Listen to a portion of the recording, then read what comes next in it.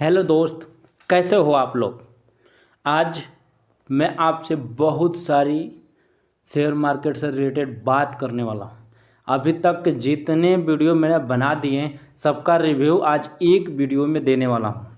और आपकी हर क्वेरी छोटी छोटी, मैं ये भूल गया था कि मैं एकदम वैसे लोगों को सिखा रहा हूँ जिसको मार्केट के बारे में कुछ भी नहीं पता है।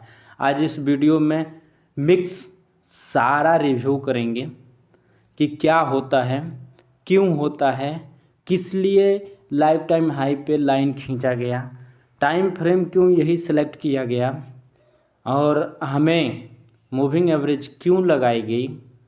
ये सारी चीज़ें मैं आपको यहाँ तक बताया कि फ्री में अगर आप देखोगे तो फ्री में मार्केट से रिलेटेड कौन सा ऐप चलाया जाए। ये देखो, ये फ्री वाली ट्रेडिंग व्यू मैंने आपको डाउनलोड करवाया।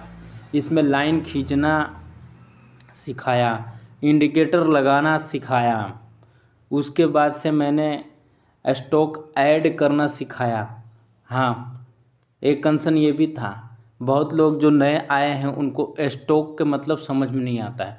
नॉर्मल आम भाषा में समझ लो, स्टॉक के मतलब कंपनी, जो हम बोलते हैं ना कि ये पार्ले की कंपनी है, ये ब्रिटानिया कंपनी है, ये पेप्सी कंपनी है, ये जोमेटो की कंपनी है, तो ये टाटा स्टील की कंपनी है। तो इस तरह की कंपनी है ना, शेयर मार्केट में उसको स्टॉक बोलते हैं, उसको स्टॉक बोलते हैं शेयर मार्केट में। ठीक है, जैसे ये निफ्टी हो गया। निफ्टी का मतलब ये हो कि 50 कंपनियों का एक इंडेक्स बनाया गया और इसको नाम दिया गया निफ्टी 50, जो भारत के जीडीपी को रिप्रेजेंट करता है। ये हो गया बैंक निफ्टी।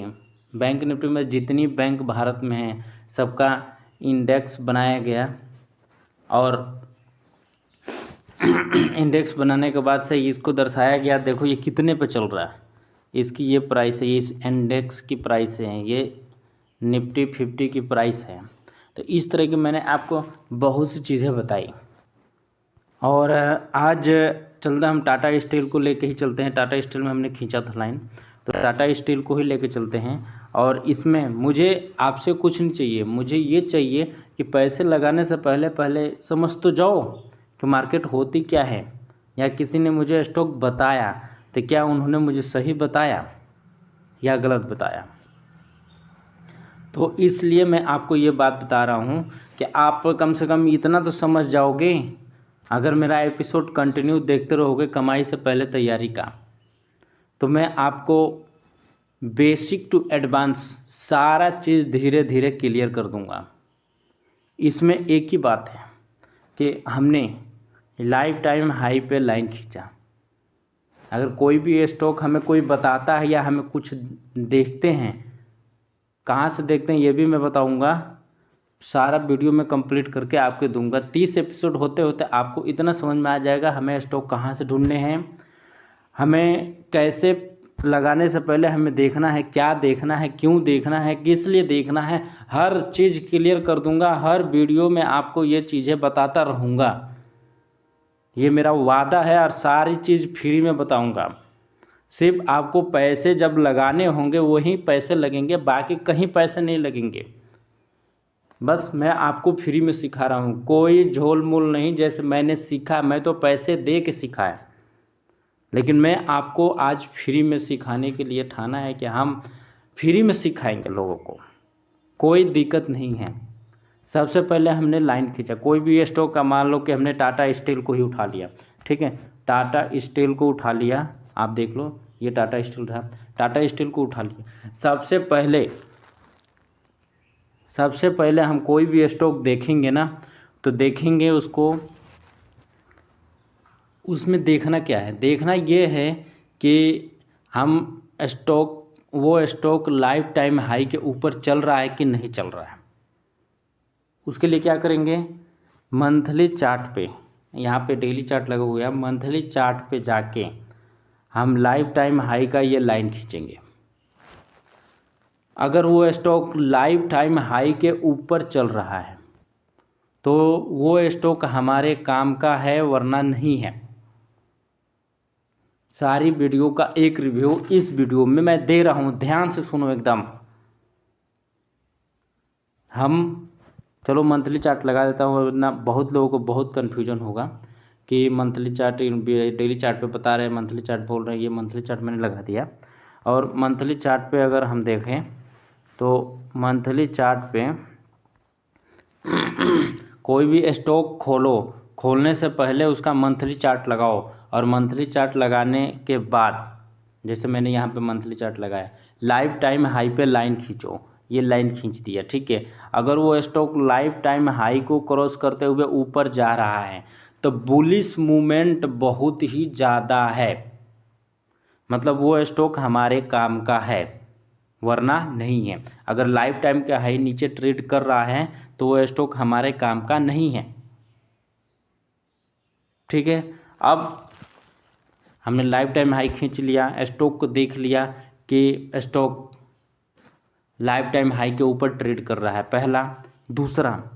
दूसरा हम डेली टाइम फ्रेम लगाएंगे, और डेली टाइम फ्रेम लगाने के बाद जैसे मैंने यहाँ पर डेली टाइम फ्रेम लगाया, देख लो एक बार, ये डेली टाइम फ्रेम लगाया। और डेली टाइम फ्रेम लगाने के बाद से हम एक इंडिकेटर लगाएंगे 50 मूविंग एवरेज का, सिंपल मूविंग एवरेज का एक इंडिकेटर लगाएंगे।